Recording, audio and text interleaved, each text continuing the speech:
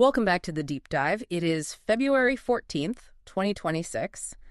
And happy Valentine's Day to those of you celebrating out there. But for the rest of us, frankly, just trying to navigate the start of this year, it feels a little less like romance and a little more like a grind, doesn't it? It really, really does. I mean, you look at the macro headlines this morning, and you're seeing things like inflation cooling. Right, which sounds great on paper. It sounds great. Wonderful news. But if you are a business owner, say in the South Bay or North Orange County, and you actually look at your P&L statement, the cost of doing business is still incredibly sticky. It's high. That is the massive disconnect we are seeing everywhere right now. It is. The sources we have today, and we've got a lot of them, specifically reports coming out of the Voxel Micro Video Labs and the Don Allen Experience, they paint this picture of a local economy where job growth is projected to be, well, flat. Flat, yeah. So teams are leaner. Budgets are tighter. You have this massive pressure to, do more with less. And that creates a specific, palpable kind of anxiety. You know you need to market yourself. You know you need to be out there in front of clients. But the old ways of getting attention. Yeah, what are that? Buying a billboard on the 405, running some generic Facebook ads, maybe starting a text blog that nobody reads. They aren't moving the needle like they used to. The ROI just isn't there. Which brings us to our mission today. We are doing a deep dive into a really unusual and I think somewhat surprising case study. Yeah, it's a good one. It's a concept called the Voxel Micro Video Lab popping up in San Pedro. Now, on the surface, if you drive past it, it looks like a studio rental. Right. A room with some lights. Exactly. But when you dig into the strategic analysis from Finchley Studios and the IAB data we have in front of us, it's actually a response to a much bigger shift in human behavior. It is a survival kit. That is the best way to frame it. I really think so. A survival kit. Yeah. We aren't just talking about a room with cameras. We are analyzing why the entire model of content creation has flipped upside down in the last 24 months and why this specific microlab model might be the only way for a local small business to compete with the giants who have, bottomless marketing budgets. Okay, so we have a heavy stack of papers here to get through. We do. We've got transcripts from Voxel themselves. We have deep data from Edison Research's Infinite Dial 2025, and some really sharp strategy decks from Sweetfish Media. So let's start with the elephant in the room, or maybe the screen in the room. The death of audio first. That sounds dramatic. I feel like I need a moment of silence for my old iPod. It is dramatic, but the numbers back it up. I mean, think about it. For a decade, when we said podcast, what did you picture? Headphones. Commuting. I'm washing dishes. I'm walking the dog. It's passive. Exactly. Passive. I'm doing something else while I listen. It was the theater of the mind. That was the golden age of audio. But look at this chart from Finchley Studios. As of late 2025, that era is effectively over. We have entered the video-first shift. Okay. They cite data showing 75% of listeners now believe video will become the default. The default, not an option. Not an option, the default. Wait, pause on that. Yeah. 75%. So if I launch an audio-only show today, in 2026, 3/4 of my potential audience thinks my show is broken. Or at least incomplete. Effectively, yes. Yeah. You are incomplete. You are offering a radio show in a television world. Wow. And this isn't just a preference. It's a platform war. And one platform has won. YouTube has officially surpassed Spotify and Apple as the preferred destination for podcasts. Okay, that's a huge deal. Think about the implications of that. YouTube isn't an audio player. It never was. It is a video search engine. This explains the discovery problem so many people complain about. It feels like every week I have friends who launch these amazing audio shows. They put them on the RSS feed. They tweet about it, and crickets. Crickets. Yeah. Absolute silence. Yep. Because RSS is a relic. In 2026, discovery is algorithmic. YouTube is the world's second largest search engine, right behind Google itself. And its algorithm is ruthless, and it is very, very specific. That's all about the algorithm. It looks for two things, watch time and click-through rate. That's it. Okay. If you upload a static audio file, which is a cover art image, the waveform video, the algorithm treats it as dead weight. Why? It has no visual hook, no movement, no facial expressions. There's nothing to watch. So watch time is 0. Yeah. And it buries you. So you effectively don't exist to new audiences. You are preaching to a choir that is slowly shrinking because they're all moving to video platforms. That is the harsh reality. And this is where the generational divide gets really, really stark. Okay, let's talk about that. If we look at the Edison research data, specifically regarding Gen Z, that 12 to 34 demographic, it's just overwhelming. 84% of Gen Z monthly podcast listeners engage with podcasts that have a video component. 84. That is nearly everyone. That's not a niche. That is statistical saturation. It is. It's the whole game. Yeah. But I want to dig into the why, because this is where people get it wrong. Old school marketers, they think Gen Z just likes looking at screens because they have short attention spans or something. Right. That's the cliche. It's the wrong way to look at it. Look at the qualitative feedback in the report. 49% of them explicitly state they watch to understand context, tone, and facial expressions. That is interesting. So it challenges the narrative that they are just mindlessly scrolling. They are actually looking for more nuance, not less. Exactly. More information. Humans are visual creatures. We evolved to see faces, not just hear disembodied voices. Yeah, that's true. If I say to you, I'm really excited about this, in a flat monotone, just on audio, you might think I'm being sarcastic. You might think I'm bored. Right. I have no context. But if you see my face and I'm leaning in and my eyes are wide and I'm gesturing, you get that sincerity instantly. The data calls this visual anchoring. Visual anchoring, it reminds me of that term, parasocial relationships. We hear that thrown around a lot in media studies. It is the absolute core of the modern attention economy. A parasocial relationship is that one-sided bond where a viewer feels like they genuinely know the creator. Like a friend they've never met. Yeah. And the Finchley report highlights this. Seeing the host's face triggers the mirror neuron system in the viewer. Okay, mirror neurons. Break that down for us non-neuroscientists. It's a biological response. It's hardwired. When I see you smile, my brain fires the same neurons as if I were smiling. It creates empathy. It creates intimacy. It creates a shared emotional state instantly. And you just can't get that from audio. You simply cannot replicate that biological trigger with audio alone. And that is why 45% of Gen Z feel more connected to podcasters they can see. So if trust is the currency of business, especially for like a local realtor or financial advisor where you are literally handing over your life savings video isn't a nice to have, it's the only way to mint that currency. Correct. If they can't see you, they don't fully trust you. It's almost that simple. Wow. Which brings us to the practical problem. Most local businesses know this. They aren't stupid. They know they need video, but they fail. They try and they fail. Why? Because they try to do it themselves. Or they hire their nephew who took a film class once. Both. Or they try to do it the old way. And this is where we need to introduce the Voxel Micro Video Lab. They aren't just renting out a room with a camera. That's the key. They have built infrastructure specifically designed for how Gen Z consumes content. Let's talk about that infrastructure, because when I hear studio, I think of a news desk, maybe a teleprompter, maybe a green screen. The old way. Right. But Voxel talks a lot about vertical video infrastructure. Why is that a specific feature? Why does the orientation of the camera matter so much? This is huge. I mean, think about how you hold your phone right now. How is it in your hand? Vertically. Always. I never turn it sideways unless I'm watching a movie on a plane or something. Exactly. And where do you discover new content? TikTok, Instagram Reels, YouTube Shorts. And it is a vertical feed.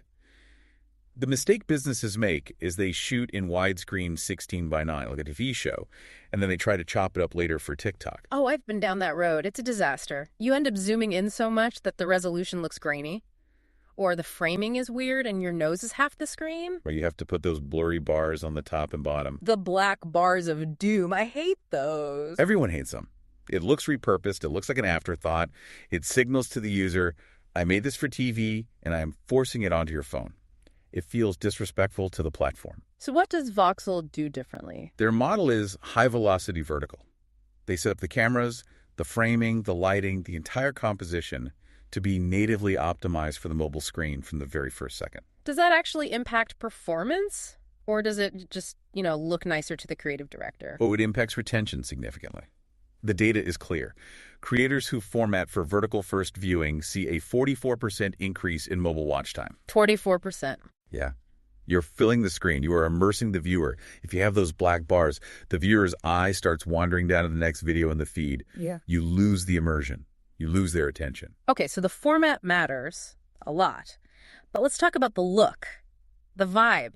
Voxel makes a really big point about rejecting the cold, sterile warehouse look. This connects right back to that authenticity point we touched on earlier. Right.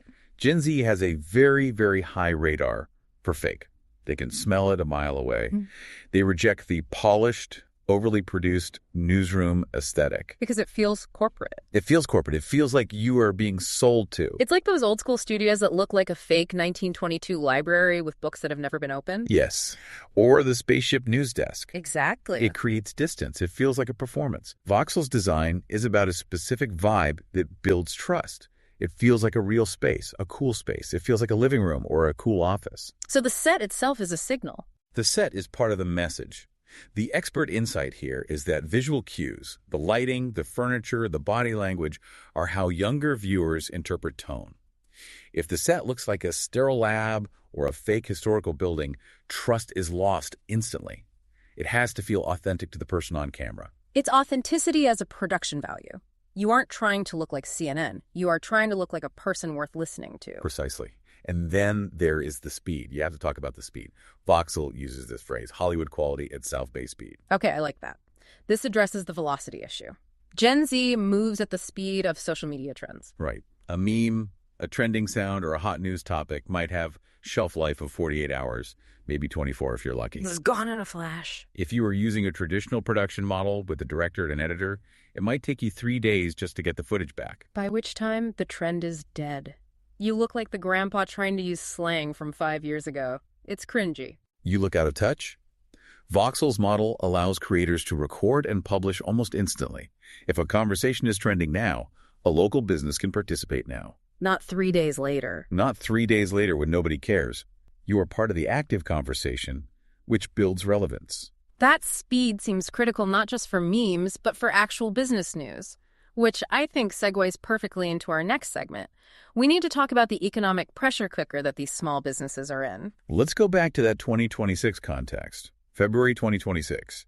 We mentioned the squeeze at the top. The squeeze is real. Local realtors, financial advisors, entrepreneurs in San Pedro and the South Bay, they are facing insanely high median rents and inflation pressure on household budgets.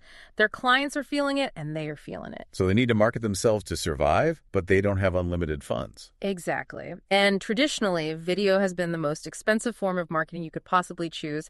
It's the luxury item. The source material mentions that traditional video production historically costs 77% more per hour of attention than audio only. 77%. That is a massive barrier to entry. It is, and it creates a build versus buy dilemma. A lot of entrepreneurs think, I'll just do it myself. I'll buy a camera and some lights and save money. Ugh, I have been down that road.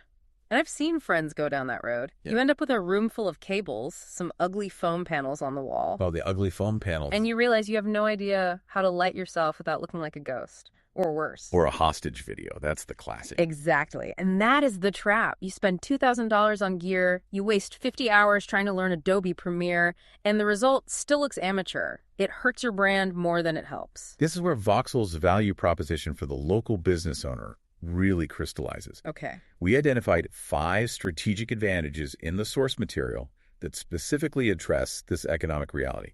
They're really specific. All right, let's walk through them. Number 1 is the microlab cost efficiency. This is the headline number. The Voxel automated model can save businesses up to 80% compared to traditional studios. 80%. Wait a minute. That changes the math completely. How are they achieving that? Are they just, cutting corners on quality? And that's the key. They aren't. They're cutting labor. Think about a traditional commercial shoot. You have a camera operator, a sound engineer, a lighting grip, maybe a producer, a director. That is 4 or 5 salaries on the clock for the entire day. Right. People. A lot of people. Voxel has automated the physical production. The cameras are robotic or fixed. The lighting is preset and controlled by an iPad. The audio is automated. You walk in, you press a button, and you're rolling. So you are paying for the facility and the tech, not the crew. You're paying for the result, and they've used tech to make the result cheaper. It brings broadcast quality video down to the level of a local marketing budget. So a budget that could previously only afford some text ads? Or maybe a basic audio podcast that no one could find. Right. Now that same budget can afford professional video because Voxel has automated the heavy labor costs. That is the aha moment. It's the democratization of quality. I like that. Okay, advantage number 2. The time collapse content engine. I love this phrase. It's crucial for busy entrepreneurs. I mean, if you are a realtor, your job is selling houses, not editing video for 6 hours. You can't be a full-time YouTuber. You have a day job. The promise here is turn 1 hour of recording into weeks of content. Okay, how does that work in practice? It's all about workflow efficiency. You go into the studio for one deep dive session. Maybe you record for an hour, just a long-form conversation like we're having now. 1 hour out of your whole month. That's manageable. Very manageable. Then, utilizing their systems and AI tools they recommend, that footage is sliced into micro-content. Shorts, reels, TikToks. You might get 15 to 20 high-quality clips from that one session. Wow. So you record once, but you have a daily digital presence for the next 3 weeks. Exactly. It maintains that parasocial bond we talked about. It keeps you in the feed daily so the algorithm sees you, but it doesn't require you to be in the studio daily. It creates the illusion of constant availability. That is a game changer. Okay, advantage number 3 goes back to that speed idea. Speed as a competitive weapon. Let's use the example from the Voxel transcript, the realtor or the financial advisor. This is so powerful. Okay. Imagine the Federal Reserve drops interest rates at 10 a.m. Huge news. Everyone is scrambling. Every home buyer in San Pedro wants to know what it means for them personally. The agile always beat the big, as Voxel says in their material. Right. A local expert can be in the Voxel studio at 11 a.m., record a quick 5-minute analysis video, and have it in their client's social media feeds by 2 p.m. that afternoon. With a title like, "Here's what the rate drop means for your mortgage application in San Pedro right now." Exactly. Timely, relevant, local. Meanwhile, their competitor, who uses a traditional production crew, is still trying to schedule a cameraman for Thursday. Or the big box agency is still waiting for the legal department to approve the script. By the time their video comes out, the news is stale. The conversation has moved on. Being first establishes authority. Speed is authority. That is powerful. Real-time marketing. Okay, advantage number 4. AI-optimized production environment. This sounds a bit technical, but why does it matter to a small business owner? It matters because of what comes after the recording. Yeah. We all know AI is changing content creation. Voxel Studios feature dry acoustics and specific lighting. Dry acoustics basically means no echo, right? No reverb. Right, no reverb. To the human ear, it just sounds crisp and professional. But to an AI transcription bot, it sounds like heaven. Why? Reverb confuses neural networks. It smears the sound waves together. It's how an AI might hear tax evasion and transcribe tax invasion. That is a very dangerous typo for an accountant to make. A huge problem. Well, Voxel's acoustic treatment ensures near-perfect transcription accuracy. and why do we care so much about the transcript? I mean, it's a video. SEO. Search engine optimization. If you have a perfect transcript, you can instantly turn that video into a blog post, a LinkedIn article, a newsletter, show notes. So you're creating text assets. You're creating text assets that Google can read and index.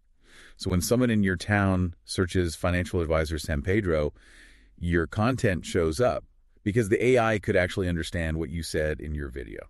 So clear audio isn't just about sounding good to humans, it's about being findable by Google. Precisely. It turns the video into a powerful local SEO tool.